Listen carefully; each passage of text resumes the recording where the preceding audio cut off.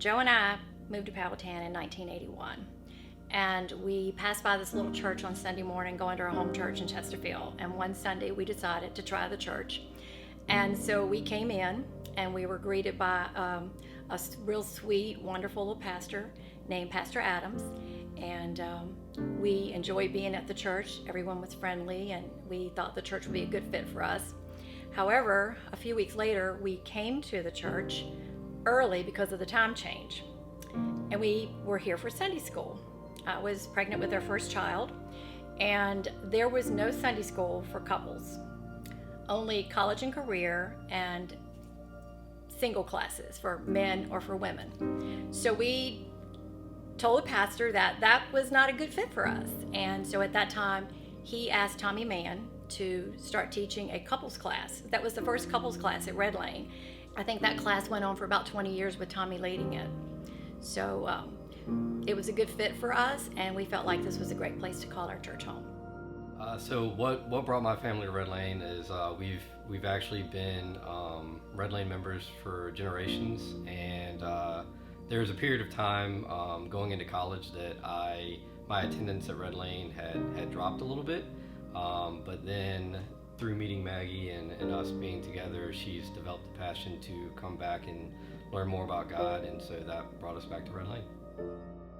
So my walk with the Lord, I think, began to really develop when Pastor Slayton was here. He came with missions, putting hands and feet to it.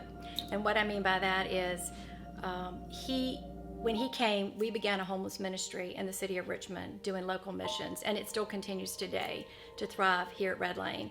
We also began to work in North America missions, and we began to go to Norfolk.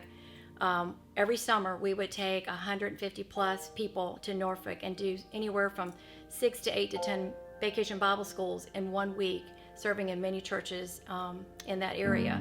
We also began to do international mission trips. We had never done that before. We went many times to Venezuela and then later on to Peru to serve there, even after he left. We also had the opportunity for God called 2 of our own staff members to go to the mission field and to serve with their husbands and their families. So I believe that missions has been a vital part of Red Lane Baptist Church and has had a lot to do with the growth of Red Lane Baptist Church. Being able to serve at Red Lane has it's deepened my relationship with the ladies in the nursery. So I've made connections that I wouldn't have normally made, and they've had a profound impact on my life already. We've kind of started a group from that where it's had a big impact on me, is getting to meet people. It's just helped me get back to the other ladies and really meet them and make some connections that I wouldn't have otherwise.